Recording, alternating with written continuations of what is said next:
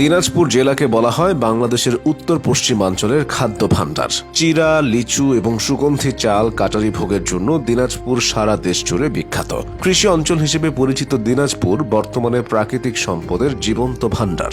বাংলাদেশে আবিষ্কৃত 5টি কয়লা খনির মধ্যে 3টির অবস্থান এই জেলায়। রংপুর বিভাগের অন্তর্ভুক্ত দিনাজপুর আয়তনে উত্তরবঙ্গের মোট 16 জেলার মধ্যে বৃহত্তম।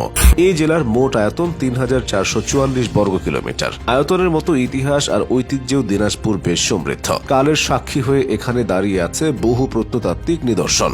অরুণ ধাপ, 12 পাইকের গড়, ঘোড়াঘাট দুর্গ, প্রাচীন বিষ্ণু মন্দির, কাহারল, কালিয়া জিউ মন্দির এবং রামসাগর এগুলোর মধ্যে অন্যতম।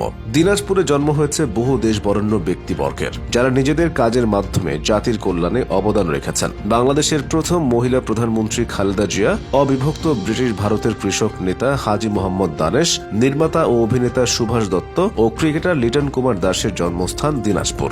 ধর্মীয় সম্প্রীতির জন্য এই জেলা বহু আগে থেকেই সমাদৃত। ইসলামিক ফাউন্ডেশনের জরিপ অনুযায়ী দিনাজপুরে 5140টি মসজিদ এবং 222টি মন্দির রয়েছে। শিক্ষা ব্যবস্থাতেও দেশের প্রাচীনতম এই জনপদ পিছিয়ে নেই। এই জেলায় সাক্ষরতার গড় হার 45%। শিক্ষিত জনগোষ্ঠী তৈরি করার জন্য দিনাজপুরে রয়েছে একটি বিশ্ববিদ্যালয়, 118টি কলেজ, একটি টেক্সটাইল ইনস্টিটিউট, একটি ভেটেরিনারি কলেজ, 351টি মাদ্রাসা সহ বহু প্রাথমিক ও মাধ্যমিক বিদ্যালয়। এবার দিনাজপুরের ইতিহাস সম্পর্কে জেনে নেওয়া যাক।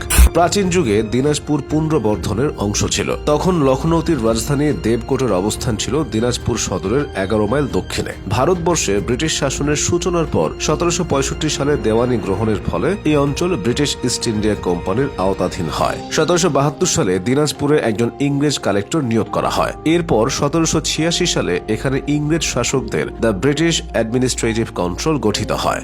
সেই সময় লখনৌতি, বাজিন্নাতাবাদ, তেজপুর, পাঞ্জারা, ঘোড়াঘাট, বারবকাবাদ ও বাজুহা এই 6টি সরকারের অংশ নিয়ে দিনাজপুর জেলা গঠন করা হয়। কিন্তু তখনও এই অঞ্চলটি ঘোড়াঘাট নামেই পরিচিত ছিল। জনশ্রুতি আছে জনৈক দিনাজ অথবা দিনারাজ দিনাজপুর রাজপরিবারের প্রতিষ্ঠাতা। তার নামানুসারেই রাজবাড়িতে অবস্থিত মৌজার নাম হয় দিনাজপুর। পরবর্তীতে ব্রিটিশ শাসকরা ঘোড়াঘাট সরকার বাতিল করলে নতুন জেলা গঠিত হয় এবং রাজার সম্মানে জেলার নামকরণ করা হয় দিনাজপুর। 1947 সালে দেশভাগের সময় দিনাজপুরের একটি বড় অংশ পশ্চিমবঙ্গে চলে যায়। সেই অংশের নাম হয় পশ্চিম দিনাজপুর জেলা। পরবর্তীতে স্বাধীন বাংলাদেশে 1984 সালে দিনাজপুরের 2টি মহকুমা ঠাকুরগাঁও ও পঞ্চগড় পৃথক জেলায় পরিণত হয়। বর্তমানে দিনাজপুর জেলার উত্তরে ঠাকুরগাঁও ও পঞ্চগড়, দক্ষিণে গাইবান্ধা ও জয়পুরহাট, পূর্বে নীলফামারী ও রংপুর এবং পশ্চিমে ভারতের পশ্চিমবঙ্গের অবস্থান। মোট 13টি উপজেলা নিয়ে গঠিত দিনাজপুরে রয়েছে 9টি পৌরসভা।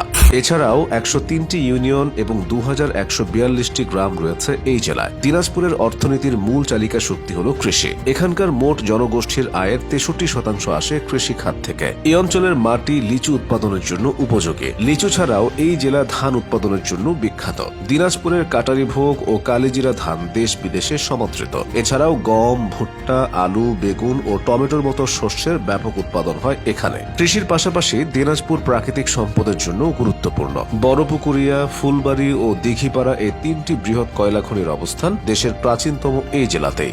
বর্তমানে বড়পুকুরিয়া কয়লা খনি থেকে প্রতিদিন গড়ে প্রায় 1500 টন কয়লা উত্তোলন করা হয়। সমৃদ্ধ ইতিহাস, সুগঠিত জনপদ এবং সামগ্রিক অগ্রগতির মাধ্যমে দিনাজপুর এখন দেশের গুরুত্বপূর্ণ এক জেলা।